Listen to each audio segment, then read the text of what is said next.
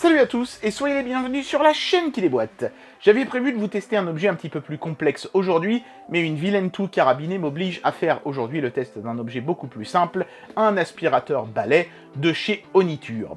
Mais avant ça, cette vidéo est sponsorisée par le Doogee S98 Pro. Pas le S98 qu'on avait déjà sponsorisé sur cette chaîne, et qui était équipé d'un écran circulaire à l'arrière, souvenez-vous. Le S98 Pro, lui, arbore quelque chose que je trouve beaucoup plus utile personnellement, une caméra thermique. Ça permet de voir les choses froides ou chaudes par rapport à une température moyenne. Par exemple, vous faites tomber vos clés de voiture dans l'herbe, vous ne les retrouvez pas, vous prenez votre caméra thermique et elles seront plus chaudes, vu qu'elles étaient dans votre poche ou dans votre main, que le reste du sol, et vous les verrez donc ressortir en rouge et vous les trouverez tout de suite. Vous avez des problèmes d'isolation chez vous, vous n'arrivez pas à savoir où sont les endroits où passe le plus d'air froid, la caméra thermique vous permettra de l'afficher en bleu.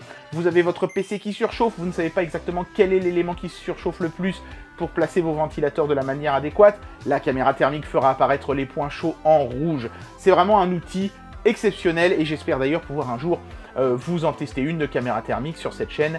Voilà, si des partenaires tombent sur cette petite requête, vous êtes les bienvenus pour me contacter. Le téléphone a l'air vraiment super sympa, c'est du Doogee, c'est du renforcé, vous connaissez le truc. Tous les liens seront bien sûr dans la description de la vidéo. Et maintenant, on reprend le test du jour. Un aspirateur balai donc de chez Oniture qui a une particularité, une seule à vrai dire, qui m'a fait dire oui pour ce test. Mais c'est un truc que j'avais sur mes aspirateurs traîneaux avant et que, étonnamment, je trouvais bizarre. Ça avait complètement disparu des aspirateurs balais. Un tube télescopique. Bah, c'est tout bête, mais c'est quand même bien pratique. Est-ce que ça change la donne ou pas? C'est parti pour le test de cet aspirateur. On y va. Et c'est parti donc pour le déboîtage. Dans les règles de cet aspirateur balai de chez Oniture, vous voyez, on peut clairement voir sur la photo, belle photo d'ailleurs, du produit, qu'il y a ici un tube télescopique. L'autre fonctionnalité, entre guillemets, avancée du produit, c'est ce qu'ils appellent un écran tactile ici. À mon avis, ce sont simplement quelques icônes rétroéclairées, mais voilà, ça permet de contrôler et d'avoir un visuel immédiat sur la puissance de l'aspirateur, pourquoi pas. C'est toujours plus clair que de regarder des petites LED sur le côté de la machine.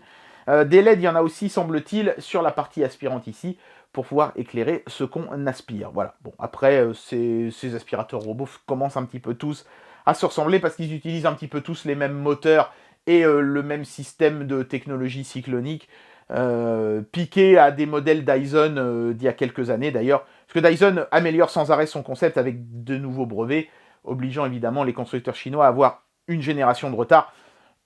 Vous ne devez surtout pas considérer ce genre de truc comme une alternative parfaite au Dyson, mais plutôt comme une alternative bon marché, car ces aspirateurs ont le bon goût d'être beaucoup moins chers pour une efficacité vraiment très similaire, en tout cas pas loin derrière. Allez, on procède au déboîtage, c'est parti.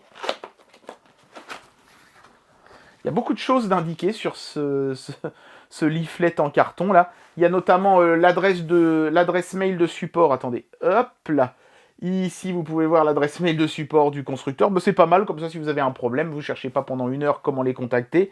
C'est immédiatement visible. Puis finalement, bah, c'est comme si vous aviez une petite notice déjà intégrée sur le carton. Donc, bah, si vous prenez le temps de lire tout ça, vous n'aurez même pas besoin ensuite de vous embêter à lire le manuel. Ah, c'est plutôt pas mal. Moi, je trouve que c'est bien vu. Pourquoi pas, après tout.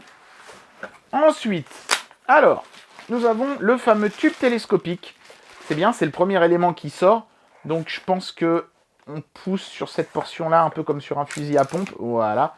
Et on peut étendre le tube de, je dirais, à peu près une petite quarantaine de centimètres. Ah, c'est pas mal, hein, ça commence à faire quand même. Donc ouais. C'est en aluminium anodisé orange. Ça a le mérite d'être pétant.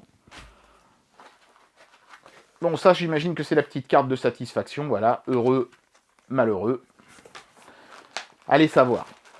Vaste question, hein. Le filtre qui est à la fois en tissu et en mousse et qui donc sera a priori lavable sous l'eau. Ça c'est bien parce que les filtres en papier, si vous les mettez sous l'eau, bah, ils deviennent tout dégueulasses et c'est fini. La notice d'utilisation qui est en plein de langues, y compris a priori en français. Voilà, là on est sur la portion française. Allez, je vais vous montrer un petit peu de texte. Vous ferez pause si vous voulez voir si c'est bien traduit pour les plus pointilleux d'entre vous. Alors, c'est emballé d'une certaine façon. Hein. Certains éléments apparemment s'étalent sur plusieurs niveaux du carton. Ça, je sais pas trop ce que c'est. Il y a un petit peu de mousse ici. C'est quelque chose sur lequel on vient clipser quelque chose d'autre. Je pense que ça doit faire partie de la base qui se fixe au mur. Donc, a priori, pour accéder au reste... Non, ça, je pense que je peux l'enlever immédiatement. Oui, non, c'est pas évident. Oui, si, c'est bon. Donc ça, c'est justement la fameuse base qui se fixe au mur, qui est une base active. C'est-à-dire que vous voyez ici qu'il y a des petits picots pour la recharge. Voilà. Donc, ouais, manifestement, l'élément qu'on voyait tout à l'heure, il va venir se clipser quelque part là parce qu'il est à peu près de la même couleur. Ensuite, sur l'étage d'en dessous. Alors, attendez, il y avait des petits accessoires. Ouh là là, j'avais pas vu. Bon, c'est pas grand-chose, hein, la petite brossette avec le petit cutter pour couper les poils qui se sont roulés autour de la brosse. Voilà. Et puis quelques éléments de fixation pour fixer la base au mur. Ok. La brosse qui est vraiment l'élément le plus important de l'aspirateur, puisque c'est elle qui va faire le gros du travail. Ok, bon. Elle est, somme toute, assez banale, celle-là. Hein, on peut voir des poils ici assez soft. Et rien entre. Voilà, sur les Xiaomi, ils mettent un petit peu de feutrine ou de choses comme ça ici pour que ça grippe encore plus. Là, ils ont fait simple, mais ça a l'air efficace. Et surtout, c'est pas du caoutchouc mou ici, c'est du truc solide. Donc les poils et les cheveux ont moins tendance à creuser dedans. Ça, c'est plutôt bien vu, je trouve. C'est un petit peu un défaut chez les Xiaomi, c'est les lamelles de caoutchouc ont tendance à vite se déglinguer et partir en petits bouts. Hein. Voilà, avec une petite portion flexible ici, puisque vous pouvez voir qu'il y a un système de double articulation. C'est pas toujours le cas. Là, c'est le cas, c'est pas mal. L'accessoire brossette, hein. Donc ça, c'est quand vous vous servez de l'aspirateur sans le tube. Voilà, pour aspirer des miettes sur une table ou des choses comme ça. Bon, très bien. Oh, ça c'est lourd, ça doit être la batterie. Ouais, c'est la batterie. Je pense que c'est pour ça qu'elle est dans un sachet anti-statique.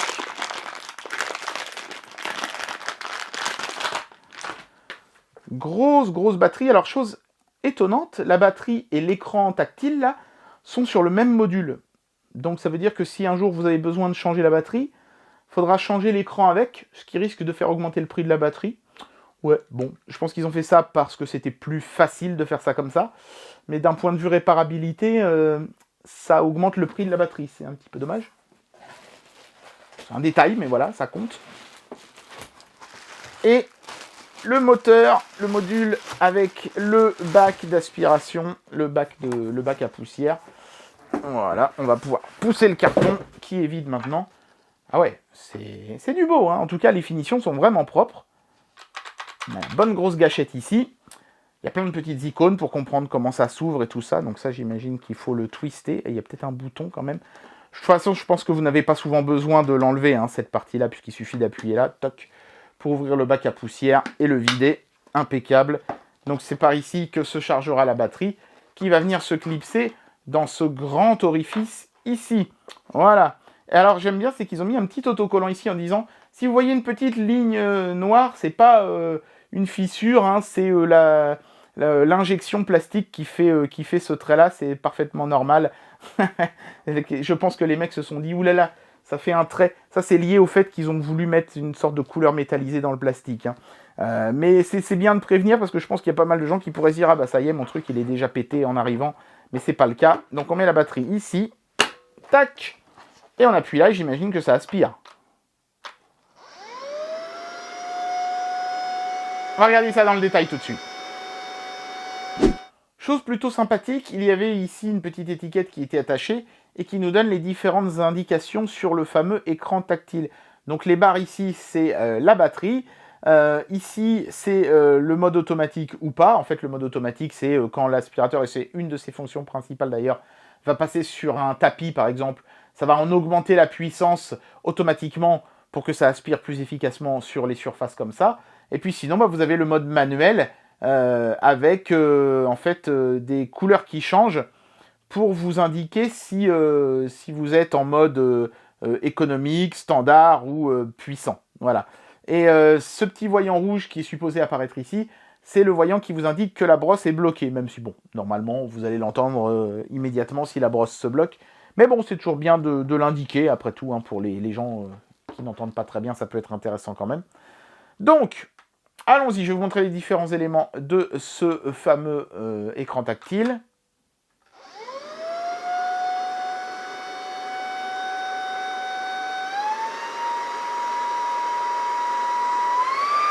Donc on va voir que c'est le cadre aussi ici, hein, autour qui change. Je ne sais pas si vous verrez bien, hein, c'est pas évident de vous filmer.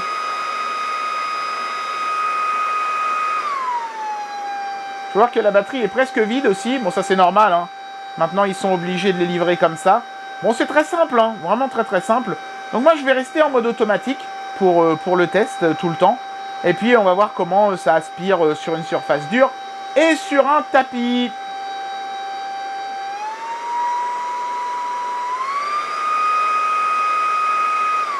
C'est étrange, hein, quand c'est en rouge, on ne voit presque plus le cercle ici, mais il apparaît bien, hein, et effectivement il est bien rouge.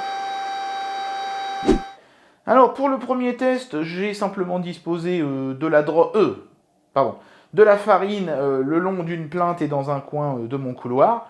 Et on va voir comment s'en sort l'Aspiro. Je vais directement le mettre à la puissance maximum, hein. On ne va pas lésiner. Voilà, en même temps, comme ça, vous pouvez voir le design final de l'Aspiro, qui est plutôt sympathique. Et bien sûr, son côté télescopique ici, hein, où vous pouvez le rapetisser en longueur, ce qui peut être pas mal pour passer l'Aspiro dans les escaliers ou les trucs comme ça. Bien, allons-y. Déjà, vous pouvez voir l'éclairage LED, qui est quand même assez puissant et bien foutu. Allez, je vais me mettre à fond les ballons. Et on y va.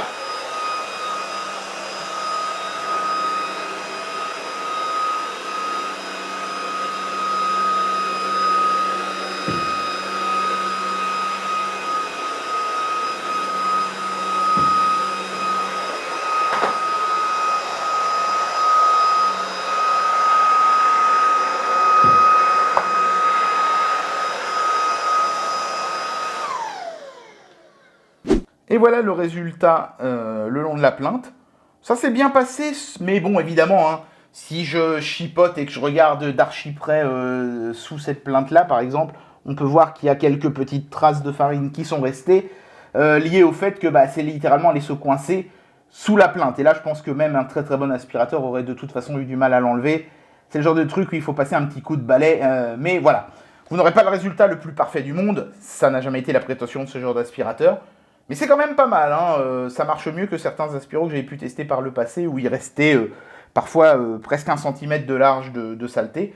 Là, la brosse est bien faite et arrive quand même assez ras au niveau de la plainte. Il y a aussi le fait que ma plainte ici, là, vous voyez, elle est en train de se décaler et donc l'aspirateur a eu un petit peu plus de mal à aller ici. Vous voyez, à l'endroit où la plainte n'était pas concernée par ce problème, ça a beaucoup mieux fonctionné. Donc pas mal, franchement, allez, on va dire 9 sur 10 le long d'une plainte. Maintenant, on va voir ce que ça donne sur un tapis. Et notamment, est-ce que ce système automatique se met en marche ou pas. Voilà, donc allons-y pour le test du tapis. J'ai mis un petit peu de farine à côté du tapis, j'en ai mis dessus.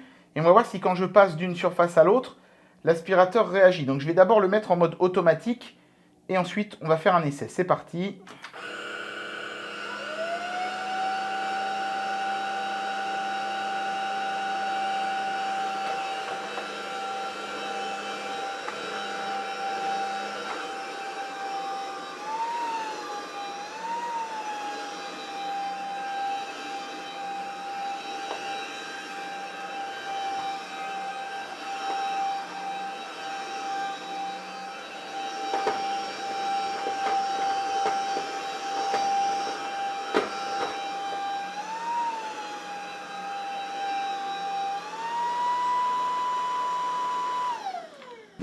Voilà, et voilà ce que donne la surface une fois aspirée. Et on voit que, même en se rapprochant, hein, c'est propre. C'est vraiment nickel. Le sol aussi. Il y a juste au niveau de la jointure, c'est vraiment, je vous dis, hein, partout où il y a des rebords et des recoins, que forcément les aspirateurs sont moins à l'aise que les balais. Là, ici, effectivement, j'ai encore 2-3 petites traces de farine, mais c'est vraiment insignifiant par rapport à la quantité que j'avais mis au début. Il y en avait je dirais 2 ou 3 bonnes cuillères à soupe sans aucun problème. et l'aspirateur a tout aspiré sans broncher. Quant au système de réglage de la puissance, j'ai l'impression que ça fonctionne en fonction de la résistance que rencontre la brosse. C'est-à-dire que quand je poussais vers l'avant sur le tapis, ça exerçait de la résistance sur la brosse, et à ce moment-là, hop, le moteur augmentait automatiquement la puissance. C'est pas idiot, en tout cas, puisque manifestement, ça a très bien fonctionné.